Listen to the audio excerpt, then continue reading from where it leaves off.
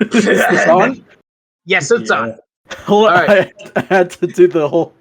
I had to start the video recording so that way we know what's going on. So Right. there you go. Go All on. right. All right. This is Conversation Stream. This is the first episode, and we're gonna go where no conversation has gone before. Dun, dun, dun, dun, dun, dun, dun, dun, dun, dun, dun, dun, dun, dun, dun. What? Doug is correct. Doug is correct. Well, It's in a different key, so that way we won't get copyrighted. All right. Yeah. Doug is correct, though. Doug is correct, ladies and gentlemen. We are going where no conversation has ever gone before. All right. So, welcome. So, I think I think this should be the episode where we introduce ourselves. I mean, we've already planned this, right? So, Yeah, you know, Doug is the star. He's going on his channel. Let's fucking go, Doug. Let's hear who are you exactly? All right, let's hear what you have to say about that. Who are you? Well, I've been, everyone calls me Doug. I just presented the award of the Spurgy Award that's called the Doug Award to Peepaw Riveter. Good guy. And what I have to do with myself, I've been growing up, and I had a severe learning disability, trying to learn this landscape of things. I'm not perfect. You know, I mess up every once in a while. Maybe I shoot off my own foot in my mouth, or however you say that. Yeah, I think that's how you said it. And I'm not shooting for my toes. I'm just shooting for the whole thing. You're gonna get athlete's tongue. Athlete's foot. You're gonna need some but it's tough acting Tanakin for that, you know? Yeah, I'm gonna need more than Banaka. No. Now, actually, Doug, this actually brings up a good question. How did you get into the commentary community? What was the one thing that you can recall that got you into the commentary community and said, "All right, they got me in. Now I don't know if I can leave." Well, I wasn't really into it. I have been watching it ever since 2016, ever since the baited podcast days. So yeah, I've been watching it ever since, and I fell in love with it ever since. And I've been watching Tommy C's show, and yeah, I just love this community. The community, community's not perfect, but I do love my drama and stuff. Mhm. So I went on Doc on the radio. You know, well, let's just say, bygones be bygones, but or whatever. Yeah, I watched that. I watched that clip a long time ago. Like I think it was like a couple months after that. And I really sat there and go like, man, they gave my boy Doug the raw end of the stick. But I think there's a rhyme and reason for it. But at the same time, it's like, don't do it while on air. It's like, fucking hell. Yeah, well, it is what it is. But you know what? I'm okay with it, and I think I'm moving on to better things, which is why I wanted to do this. And yeah, I think this. I think we could do any type of thing we want in this community. We could talk about many things, talk about spurgs or drama, or do interviews with people. I'm looking forward to do whatever comes next with you gentlemen. Of course. Well, And thank I you, look forward Doug. to do that Thank as you, well. man. Now Yeah, now we need to turn our attention to the legend, the icon, absolutely. the only man in the world that got Keemstar to block Matt Pitt. True. Let's talk Let's talk to about you, Dan. Dan. 240p. How did you Yes. get All into right. this Hello, community? everybody. My name is Dan 240p. You can call me Dan, obviously. But yeah, Danny boy. I'm kind of in a similar situation to Doug on how I got into commentary. We'll get into that later. But yeah, I'm 18. I'm just starting out in life and in the community. So there's something right there. I'm kind of with Doug too in that I had a learning disability when I was growing up too. But you know, I managed to actually overcome that, right? And I managed to actually complete school a little bit early, actually, earlier than most kids do. And if it wasn't for the amazing people to support me in my life and the teachers at that school, I wouldn't be here. Like my life would be on a total different path. But that let's get on to commentary. All right, what made me want to join commentary? Well, like Doug over here, like Dragon Kobu, the king. Well, I joined in 2016 basically with the Baited podcast. I was watching that. Oh, really? Got on to Tommy C stuff. I was up there until like maybe 2019. Took a break until 2021 where I came back in full swing, right? Started talking in chats, started watching live streams. And then 2022 is when I made my appearance on Doc on the Radio's Doccast, right? Oh, And God, it was just a shit show. It was a shit show. You guys don't want to watch my debut into the commentary sphere for real, all right? But I mean, in though, 20 like beginning of if Yeah, go if I ahead. could interrupt, because this is something that actually I could relate to. I think Doug in some regards too. Like when we make those first calls to like shows, it's kind of like we're walking around naked for the first time, and everyone's just sitting there going like, "Oh, some the naked funny dudes thing right there. is- What the are you funny doing over thing there? Here's is- some clothes, man." funny thing is, the first time I called in, it was to start a drama with another person. Don't tell me. So this person was acting. This person was, from what I can tell, this person was a Def Noodles fan, right? And they were just going crazy in Doc on the Radio server, all right? They were going crazy, and I'm just like, "Hey, Doc, you see this crazy bitch, right? I don't know what the hell they're doing, but they're going crazy." And Doc is like, "Yeah, I see that. You want to call in, so and so?" I don't want to name them because I don't know if they want to be named or something like that. Oh, that's fair. Yeah, that's basically my start in commentary. But you guys may know me for something a little bit different.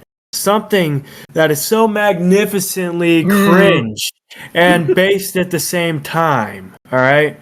The copy pasta. Bring up Do a you- tweet. do you got the copy Bring of up it? the tweet and post it in the video. Post it, like have it plastered fully on the screen. All right, do that. That's gonna be great. Yeah. Well, I'll get that edited in there. yeah. You'll have to get that to either me or Doug, so I could put it in the video. Yeah, I'll get it to later. you, Alpha. We need the audience to see this entire. We need the audience to see this thing, and it comes full circle in that. Guess who was the first to respond to that? Guess who was the first to respond to that? Who? Burn the World 10, and guess what? What? I'm in his podcast too. What is going on? It's like the commentary community always goes full circle, man. It's crazy. That's how Burn it the World usually 10. is. Yeah. So, now that we got Dan out of the way, how about we... Let's hear what you have to say about what yourself, buddy. Yeah, what Okay. got you into commentary? So I think I explained this to you, Doug, but I think Dan doesn't know this, but when Tipster was good in the community, he was kind of in like one foot in the commentary community, one foot out still in More the like retro Dutch. gaming. Well, in the gaming community, this was when the whole Billy Mitchell stuff was starting to get out there. Which I remember that. And like, okay, I want to make this like kind of abundantly clear. Like at the time, I didn't see. I was still watching like Keemstar, like a little bit before the Billy Mitchell stuff started. I didn't realize he was actually part of the community to a level that we now know, like now. Yeah. But the Billy Mitchell stuff fascinated me because games are powerful, and like I think we like the one thing I think we could all agree with, and those at home that are watching and or listening, that when we play video games, we just want to kind of get away from like the politics and the underhanded tactics of things. Now, I don't agree. Like in the real world, yeah. Yeah, exactly. Like the games are designed to be an escape from out of the world, right? So, correct. The fact that Billy Mitchell was alleged that he was using like different parts that weren't a part of the regulations in order to do the Donkey Kong game. It blew my mind. So I literally just found it out through Tipsters. Tipster was doing a live stream about it, and I think that was the second live stream when Billy actually was in the chat. Yeah, that's right. It was either the second or third one, because I know Tipster did 5 streams about it when it was like actively happening, and then it just kind of like he did one every once. Like I think he did one. I think the August of the next year, and then while I was waiting for that next installment, I got involved into Augie RFC. Dog on the Radio was actually a little bit later. Yeah, that kind of. Then he showed up a little bit later, didn't he? Yeah, he did. He was kind of like one of those like frequent callers, and Tommy's. I remember him from his RFC days. Nicholas Diorio All Endings video. That's where I've learned from him first. Wait, okay, hold on. So, really? Bear in mind here, I, as the resident boomer here. Well, that's originally me, but you know, I'm trying to make you feel young, man. Damn.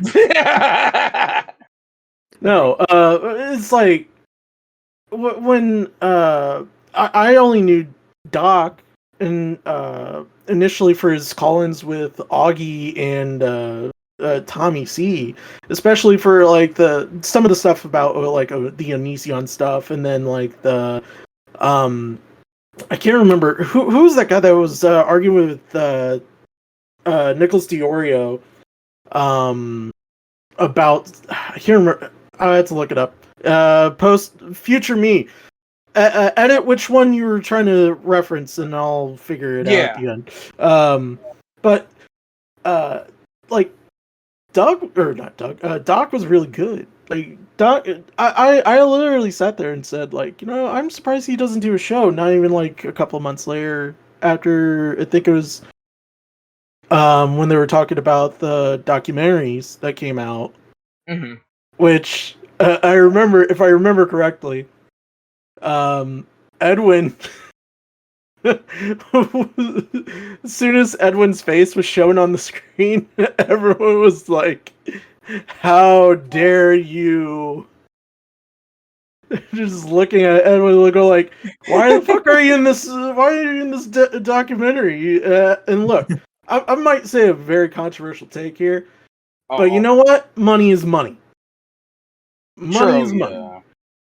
Like, I don't hate him for that. But like, you know, I mean, there's some other stuff that happened. But anyway, no.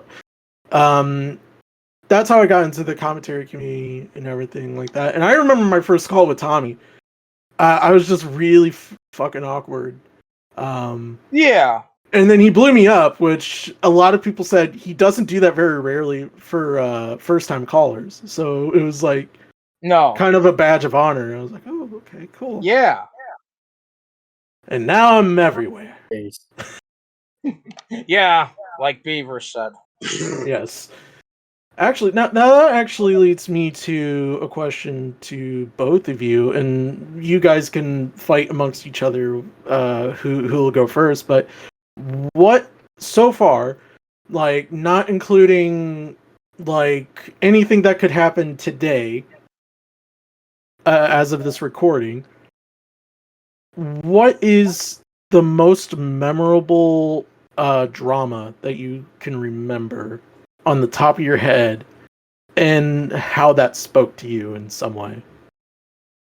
Oh, I have one right now, actually. Yeah, go ahead. It is it's the Tipster and Keffels drama, basically. When Augie RFC made that live stream debating Tipster and Keffels, you know, really spoke to me on how, like, somebody you can, like, know will turn their back and go to, like, it's weird. People change, and it's like, this wasn't really a good change, right?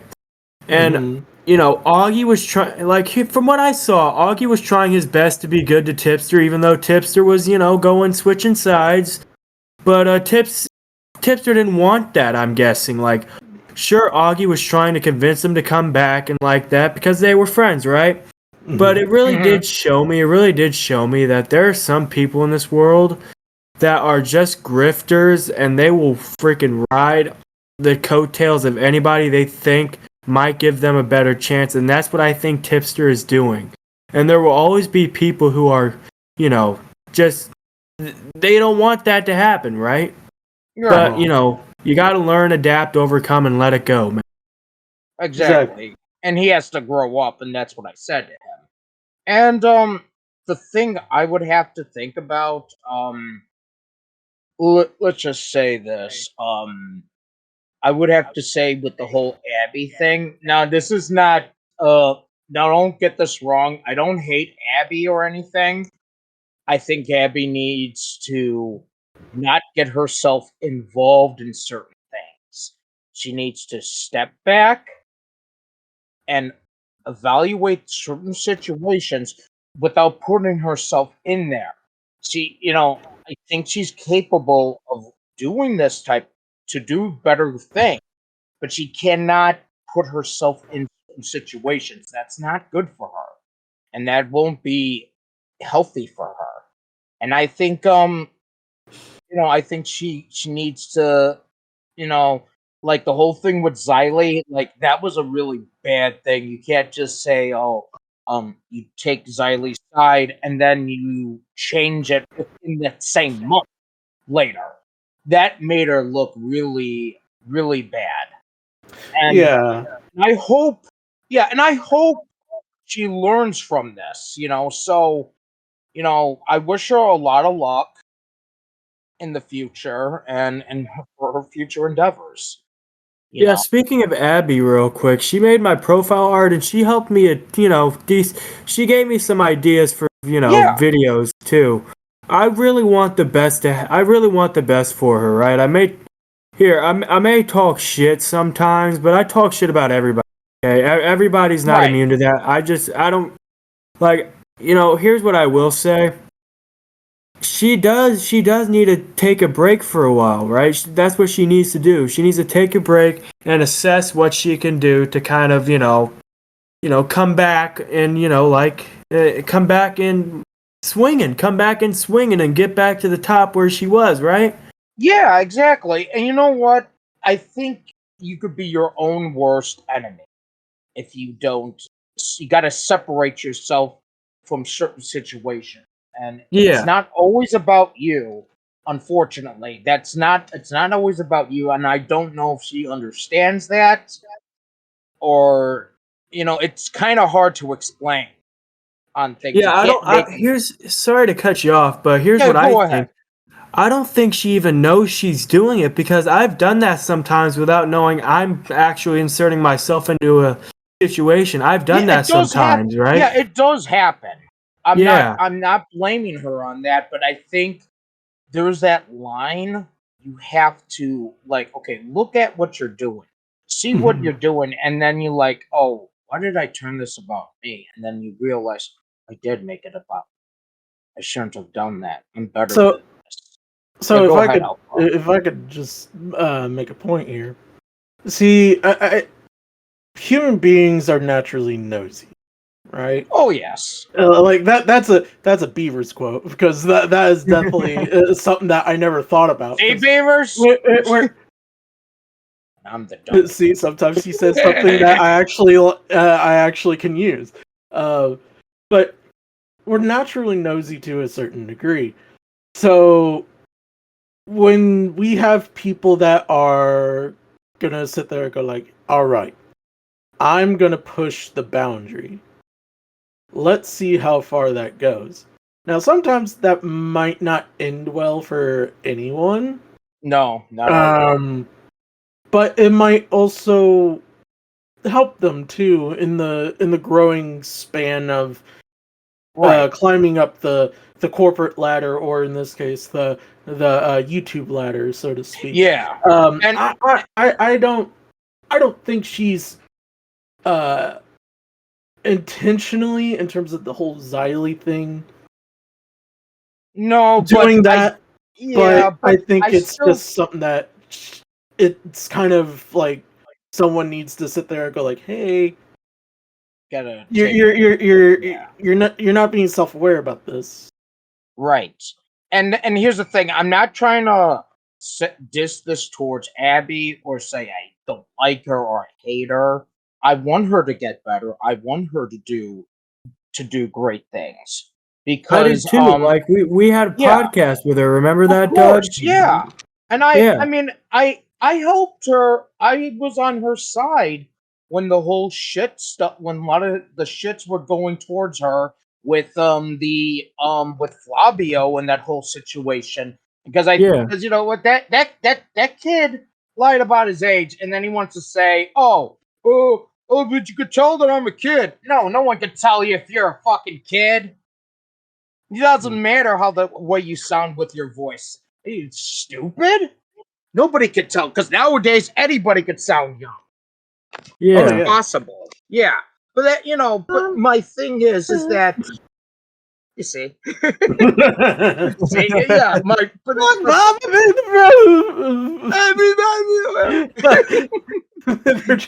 they're so excited they made the football team, and their voice just decides to, "Hello, I'm dropping in." It's like, "Mom, look at this, what happened?" Hey, you guys! Oh wait, that's wrong movie. We've been there before, folks. Okay, we understand. Yeah. Right? Yeah, all right. But Abby, remember, I still care for you, and I think you could do better. All right. I do too. It's not like I don't dislike Abby or anything like that, and like I'm just being kind of fair in why I share with people. Like, don't tell me, Leia. Then Leia's gonna say to you, "Oh, that's a retarded take." Oh God. Why we gotta talk about that? Okay, but actually, you did remind me, because actually, this year, the best drama I think I've seen in it might be some fat guy shit. Maybe it might be some fat guy shit, but it's the Wendy's chili debate. Oh, not that chili. Oh Lord, here we go. We go again. Conversation, guys. Yes, this conversation street has very many wide bends and turns here. Oh my God, I'm going to the loop. Yeah, man. Yep. But no, I think that's called a roundabout. I don't know. I don't. No, try. you don't. We don't have know, any speed limits yet. No. I'm talking about the loop in downtown Chicago. Oh, okay. I might need to get a pizza there. Anyway, hopefully there's a guy not named Huge in there. Whoa! Oh! Hey-o. Yeah. Welcome to the Tonight Show, Johnny Carson here. Yeah. And Ed McMahon's somewhere in the corner just yelling, "Hey-o!" Then you got Bob Hope. I know this. This podcast is gonna make a lot of aged references that a lot of people aren't gonna get. Like But Dan. just Google Even me, I don't get them, but I still enjoy them. Of course. Thanks, Dan. Of course. But no, but like this whole commentary community thing. I think the problem is there's a lot of tribalism in it. I think that's something that if you're not for this squad, you're going against our values. If you're going against this squad, you're going against our values. So like, who the fuck cares? Yeah, it's kind of like the jocks, the nerds, the goths, and all that. You got all those kind of groups like in a high school. That's why commentary reminds me so much like high school drama. It literally is. That's here's the funny thing: the majority of people in commentary are like in school too, isn't like that's weird. It is. It's like, I always never thought of me being like a popular guy or anything like that. Same here. And because, like, I mean, there was a couple people that would give me kind of the time of day in high school and would be like, oh, okay, hey, how are you doing? And like, you have your core friend group, that's fine. But when you get to commentary, Whoa! it's not even a years of like friendship and everything like that. All of that can go in the blink of an eye. In regards to like doing sketchy stuff and just doing like even the most like redundant thing, like for like obviously for like example, like the demented stuff, Right. like lying about like, oh, Son. I had a son and I did prison. I always imagine demented with the prison mic bandana. No. He's sitting there going like, what's up? Demented. What's up? Yeah, what's up? What's up, Que bitches? paso, man? I'm gonna put a cap in your ass, Holmes. Let me tell you about my dead son. Yeah, That's not real. My baby mama killed him. Stuff like that. Like, see what a lot of people were doing initially. They were like, showing sympathy for demented and everything like that. They're sitting there going like, hey, these guys are. I should feel bad for him because he's had such a hard life and everything like that. While there's some people that literally got clued in somehow, and then they did a little research, and they were like, I'm calling this man on his BS. And I'm just sitting here going like, look, till I see the facts, I ain't picking a side. Now, when that happened, obviously I said, look, I'm not going to yell and scream at Demented for doing stupid shit. Oh, boy. I'm just going to tell you what you did wrong. What you did wrong was you got your hand caught in the cookie jar that's full of cement. All right? Oh, my God, it's got shit on it. Look out. Instead of cookies, you got egg on your face. All right, that's what happened. And you know what? In talking with him, he admits that, and that's a learning lesson. That's what commentary should be. It's just something that, hey, if we fuck up, make sure you have all the facts and opinions before you actually like go on blast about this dude and just sit there and go like, oh well, he's a bad person, you're a bad fella, and everything like that. Yeah. Dude. I feel like there's a lot of people in this community who will just, for the hell of it, just dogpile onto somebody without any real evidence. And then, like, it's just stupid, right? Like, I've always been one that's like, either do research or, like, tread lightly on the... Hello? Oh. Dan's dead! No! I died, I'm a ghost. No, but seriously, let me repeat that. I've always been one that is like, yeah, either do research on the topic so you can talk about it fully, or if you don't want to do research, just tread lightly, you know what I mean? Yeah. Even then, I'd still take the research option over the treading lightly, because here's the thing. Sometimes I don't have time to research, right? I don't have time to research, so that's when I tread lightly on the topic and, like, give my opinion, right? Exactly. I don't state that as fact, either. We say allegedly, and we be very careful what we say. Yes, but if you have the facts, and they are proven, you don't have to be as careful. That's actually a good thought, because with the recent stuff with the Completionist about the taxes and all that stuff, which, by the way, if I'm surprised there's a lot of people invested in it, because it's just talking about taxes. Anytime you get anywhere near the end of December and into like mid-February, any adult like 20 to like in their 80s are worried about their taxes, because they're sitting there going like, oh, do I have pay stubs here? I got this, that. See, the word taxes alone just sends a shiver down your spine, because just like the IRS, and we say, old man. Old man I'm IRS already is getting the just sitting chills there. realizing I'm gonna have to, sign papers for those losers. And those dorks. Anyhow, go ahead. But like, everyone was like quick to go at Jirard and sit there and go like, dude, this is big, dude. What are you doing? Now, It is big. Yeah. because it is big. It's what was it? $600,000 in Yeah. what, like, he just donated $600,000 to this foundation. And the You fact could that also, you could also get a tax write-off if you're donating money. That's well, why he's it's a very non-for-profit. serious. He's a public non-for-profit.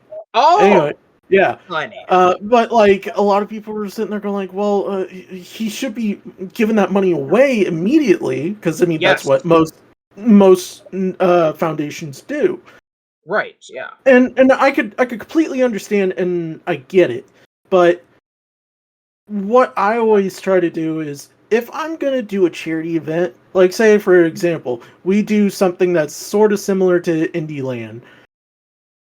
Okay, I want to make sure I have a tentative date, but also at the same time, I know I do my due diligence of research and development to figure out. Okay, this is the best charity that I could put money to, and we could talk about it on stream and make sure that everyone knows. Hey, look, we're going to be donating this money to charity, and this is how you guys could also donate by yourself on this. Blah blah blah blah blah. It's fascinating to see that now, as of yesterday, as of this recording, Jirard put out a response, and now you see the tide turning all of a sudden. It's so weird. It's surreal. And now, Yes. today, Mudahar, not your ordinary gamer, just put out a response to that, and he found more discrepancies. Now, I haven't had a chance to watch the full video, but Oh, really? from my understanding, from a lot of people who already responded to his tweet and when he announced it on Twitter, is this is still, regardless how you look at it, he should be audited. Like Yes, on I a agree. level, in my opinion, he should be audited. Because like it's one thing if there's clerical errors in like the first 2 years and all that, because like sometimes clerical errors take about 2 or 3 years to I figure kind of get stuff out. I kind of get the picture on that. Let's just Yeah. say Yeah, but this went on for like 10 years, right? If I recall correctly. Yeah, they went. So they were going Yeah. from 2018 up to 2020, or 2014 to 2020. So it was about roughly 8 or 9 years. Okay. So Alright, like, yeah. and a lot of people were giving Moodhar shit for it because it was like he was giving him as much leeway as possible. I mean, Like, let me just say this: the guy did not put the money, and when it's something that's for dementia, you mhm. have to put that money where it's supposed to go. How can you not do that? That is fucked up, and I applaud Mudahara and also Carl Jobs for doing their job for. That, like, come on, you got to put the money where it belongs. How I don't think you understand, man. Dementia runs in the family. He probably got that dementia and lost. I'm probably.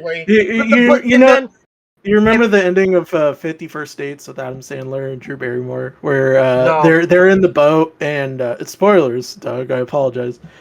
She's on the boat, on her dad's boat, and she wakes up in the bed and she sits there and she sees a tape of Read Me, or Put Me in the VCR. She puts it in the VCR and it's basically Adam Sandler repeating their whole life that they just spent in the last like 5 or 10 years after like towards the end of the movie where they have they have a Oh, family no, and everything like that. It's one of It's those because she has films. like amnesia or some form of dementia, something like that. I can't Amnesia's remember what. it's a little different there. But it's Alpha. I can't like if it is seriously a thing that runs in his family, I mean, obviously my sympathies to him and everything like that. I hope that's not something that is actually happening. Well, here's the thing. I mean, like, how can you put your mother through, your mother's name that died from this disease, tarnish her name, and do really bad job with the money? That's all I'm saying. You can't. I mean, like, I would not put my mom through that. That would be fucked up. That's a fucked up thing to do, and how stupid. Maybe he was stupid. I'll give him that would be the most leeway I would ever give him for him being really stupid. But for someone that's supposed to be in charge of the money, dude, you can't fuck around with this shit. And then still, you knew about it prior, and then you did nothing, and you still promoted this charity even after. So that's even more fucked up. Yeah. Come on. I know there's people who are saying like, I don't know. There's like people who are memeing about like it being like, oh, his mother had dementia. Maybe he has dementia. I see it as a meme. What if that is literally actually the case? What if that is actually the case? I don't know. No, that is a cop out though. I don't think it is I don't think it actually happened because yeah. But here's the thing: everyone's gonna meme. There's no, there are gonna be like assholes that are gonna meme on it, and that's just how it is. It's the same thing with 9/11 jokes.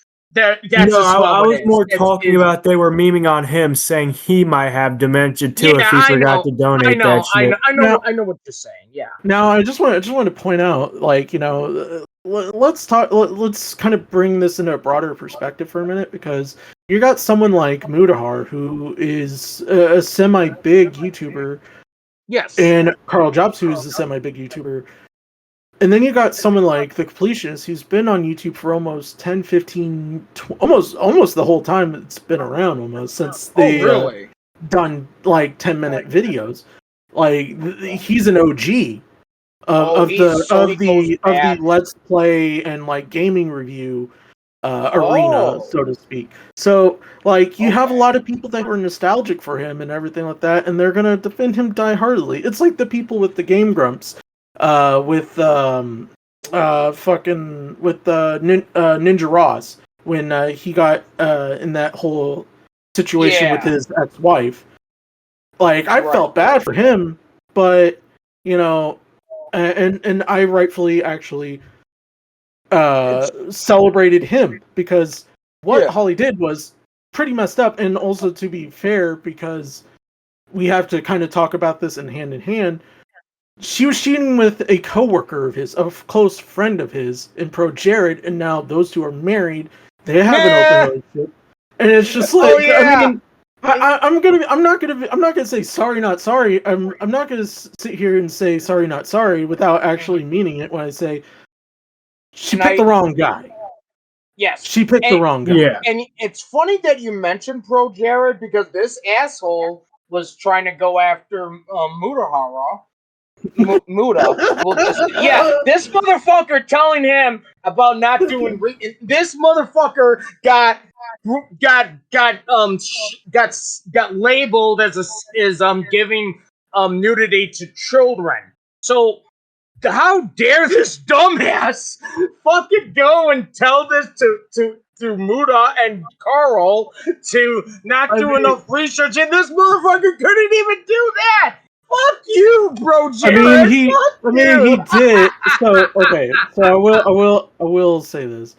He did have some receipts back, but all it did was just kind of just brunt the lethality of it. Like he's still making videos, but it's not at the healthy place that he once was when that happened. So because he did the honor system. Yeah, no, it's Scout's honor. Okay. A dude dressed up as Sailor Moon, no underwear. Well, right?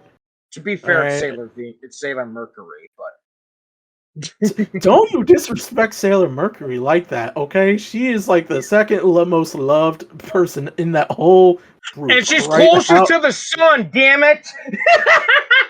She's red hot, okay? She will Be slap you careful, with fire. No, that's Mars. You I have thought you were not talking watched about the Sailor sun. No, I'm talking about Sailor Moon. You I have know. not watched the series. I'm just kayfabing you. Oh, fuck. Bruh. No, but like to get back on the Jirard stuff, but I just want to say, you know, it's one of those situations that like this is a situation that could have not been a video. I think that's No. the like the most hot take I could have said. That could have been like he could have, because as far as I'm aware of, Carl Jobs and the Completionist did have some interactions before.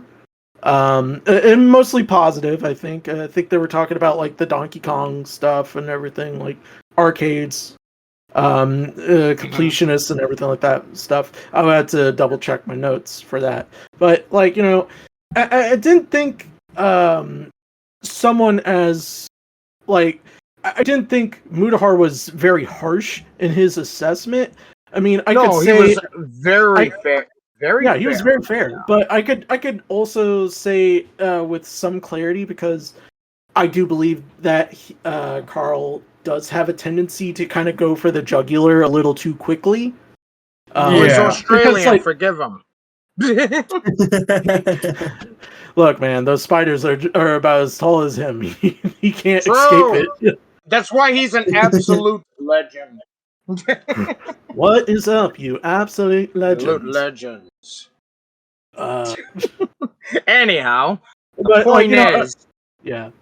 Go ahead. No, sorry. the point is, you can't fuck around when it comes to somebody's money, especially if it's sitting in a bank account that's not doing nothing.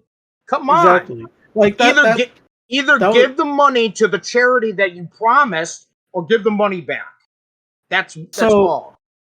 So, like, I was talking to some people who are people who do like audits, and also check people who do the books and everything like that in town. And I was telling them about the situation, and they kind of watched the video. They came to my IRL work the next day, and then they talked to me about it, and they asked me like some small questions about the creator and everything like that. And they said, Alpha Rust. No. Like, Alpha Rust, you owe us $10,000. Yeah, this ain't it. No, he said, like, he doesn't think that,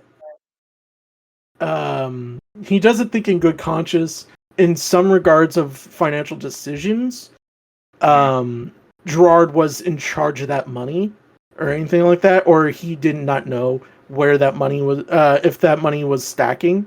Now, if he did, first of all, that is huge disavow on that, because that money has to go, like, literally the rule of thumb for most charities, as far as the accountant said, was basically like in and out within 7. That's basically what was Jirard's part in the money? Was he I can't remember. He was just I think he was just like the face of the company, or the promoter. Yeah, he was like the figurehead. He was the figurehead. Yeah, he was like the figurehead. Now, I did watch Mudahar's video on his dad's like golf function thing, and just to kind of recap on it a little bit, because I did watch the beginning of it, of Jirard's response, and one of the things that I thought about constantly was about the golf tournament, because like I feel like if anything, if it wasn't the gaming or anything like that, I was still trying to be like beneficial to the doubt, like he wasn't touching the money. It was probably his dad or something like that. And then he explained that, like, like he wasn't involved with the golf tournament. Like other than like a couple speeches, he wasn't really involved with it. And so like now I it's raising more questions that I would like to have answers for, and hopefully with the Mutahar video coming out today, and basically as soon as we're done recording, I'm gonna be watching and taking notes. Yeah. I hope I'll actually get finally a good concise answer to it, because like I said, taxes are born, but because of the situation, They're born? yes, they're as boring as a piece of paper. Oh, boring! On the I thought you said bored. I thought you said like they were born, like Jason Bourne. What the hell? Jesus Christ, it's Jason Bourne. Oh my God, it's Jason Bourne. Yeah, he just comes in and says, "Hey, I want to play some golf." No, but I hope that it gets figured out and everything like that. Yeah, I hope so too, because I mean, let's just say that my family works in the medical field, and my friend that passed away, his mom has well, I don't know if she's still living or not, but has dementia. And I know, that's a full-time responsibility to deal with that. Yeah. And he used to be a paramedic, and his sister's a nurse. So they had to take care of their mom. It's round the clock. Yeah, it's a round the clock thing, because they could they don't know where they are most of the time. They could get pretty violent. They could lose their temper, and this is like a constant thing. So that's why I'm passionate, and you see me raise my voice a few times, is because this is serious. You don't, and yeah, and I understand why people are loyal to the completionist. I get that. But when it comes to somebody's money, and if it's for dementia, you better I want, and if I donated money, I want to know where my fucking money is going. Yeah. That's how I would too, to be honest. Yeah. Like I literally said, and I think this is I think this is how we're gonna see the rest of this is in court, because like I think he said that he was gonna take it to court, and I hope it gets resolved outside of court though, because like honestly I don't think, as much as Carl is harsh, he sometimes harshness gets the point across. And Muda was trying to be the good cop, and he was being the bad cop. Yeah, I mean, you know what? Look, I actually give them a lot of praise. They probably will not see this episode, but thank you, Muda, and thank you, Carl, for doing your job to take care of this matter, because this needed to be known. Because people, I mean, like, I think people don't realize when people work hard for their money, and then when you're going to try to give it to a cause that people believe in, if they had family members that had dementia, it matters where that money is going. And if it's just sitting in a bank account, losing its value, you should be pissed about that. I mean, come on. And I understand. I did watch Muda's video, not the recent one, but this one that I watched. Yeah, I did not know that you have to have a certain amount of money in order to donate it's got to be at a certain cap. I did not know that, but I guess it depends on certain things, because usually doesn't matter, even if it's just $1, everything could count. Yeah. But I guess in certain situations, it has to be at a certain amount of number. So I get that, but he doesn't have but Jirard does not have an excuse on that. He's got plenty of money, plenty of donations for that. I mean, come on. Now I did hear